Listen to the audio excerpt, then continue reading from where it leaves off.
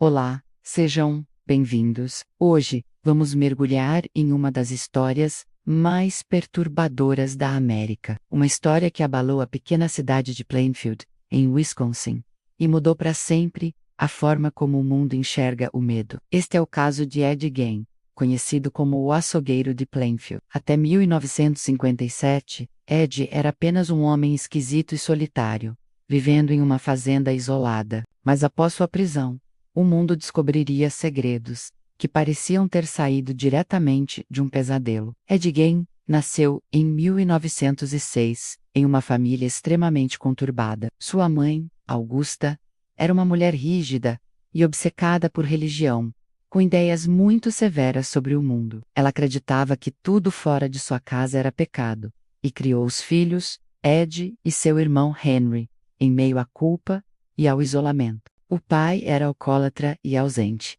e a mãe impedia qualquer contato dos meninos com outras pessoas. A fazenda da família era um lugar silencioso e sombrio, onde o medo e o fanatismo moldaram a mente jovem de Ed. Desde pequeno, Ed se mostrava diferente. Era tímido, estranho, e não conseguia se enturmar com outras crianças. Ele passava a maior parte do tempo ajudando a mãe e lendo sobre temas mórbidos. Quando o pai faleceu, ele e o irmão, Henry, ficaram sozinhos, com Augusta. Mas Henry começou a questionar a obsessão religiosa da mãe e o isolamento que ela impunha, o que criou um clima tenso na casa. Em 1944, um incêndio misterioso atingiu a fazenda.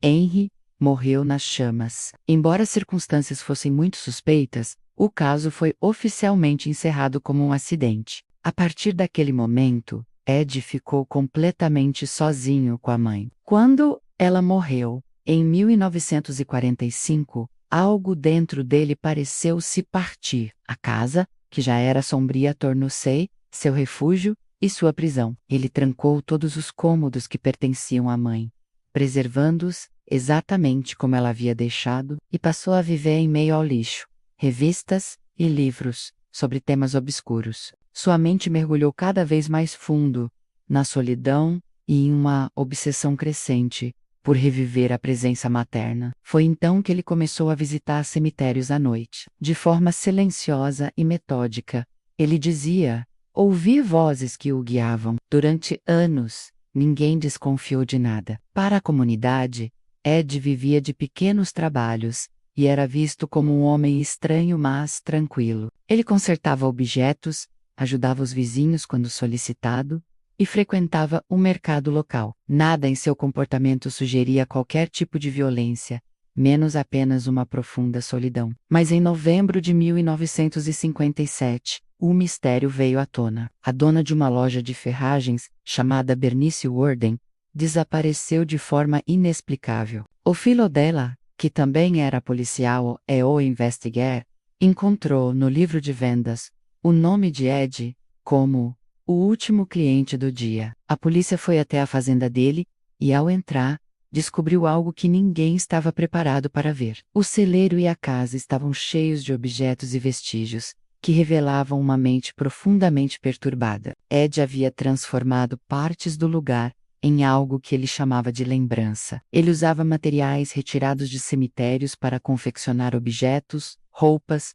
e decorações. Era uma tentativa doentia de dar forma à presença da mãe que tanto o obcecou e que ele não conseguia superar. Durante o interrogatório, Ed se mostrou calmo e sem qualquer emoção. Ele confessou ter causado a morte de duas mulheres, Bernice Worden e Mary Hogan, uma dona de taverna desaparecida anos antes, e admitiu ter invadido diversos túmulos em busca de restos para suas criações macabras. Em sua mente distorcida, ele acreditava que de alguma forma poderia trazer a mãe de volta. Sua fala era fria, desconectada da realidade, como se contasse a história de outra pessoa. A notícia correu o país e chocou o mundo. A imprensa o apelidou de o açougueiro de Plainfield, e os jornais detalharam o que havia sido encontrado na fazenda. Mas o que mais assustava não eram os objetos em si, e sim o motivo.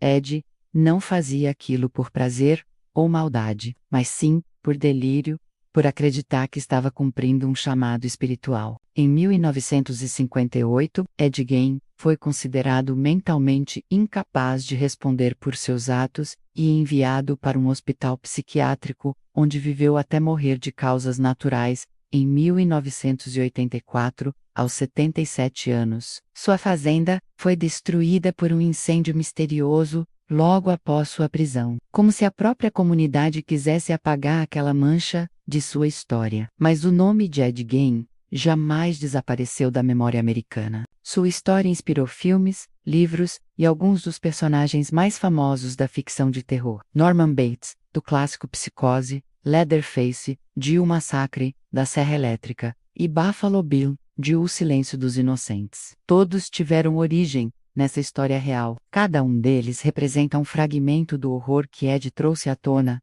menos o medo, do isolamento, da perda e da insanidade. O caso de Ed Gein revelou o lado mais sombrio da mente humana. Mostrou que o mal pode se esconder nas aparências mais simples, no homem calado que mora no fim da estrada, e que a loucura pode nascer do medo e da solidão. A partir de 1958, o mundo nunca mais viu as pequenas e pacatas cidades com os mesmos olhos. O terror não era mais apenas um tema de cinema. Era uma possibilidade real, escondida atrás de uma cerca comum, em uma casa, como qualquer outra. Hoje, décadas depois, a história de Ed Gein continua sendo contada não como celebração, mas como um aviso, um lembrete de até onde a mente humana pode ir quando se perde entre a realidade e a obsessão. Foi ali, em Plainfield, que a inocência encontrou o terror, e o mundo aprendeu que o verdadeiro medo pode estar bem ao nosso lado,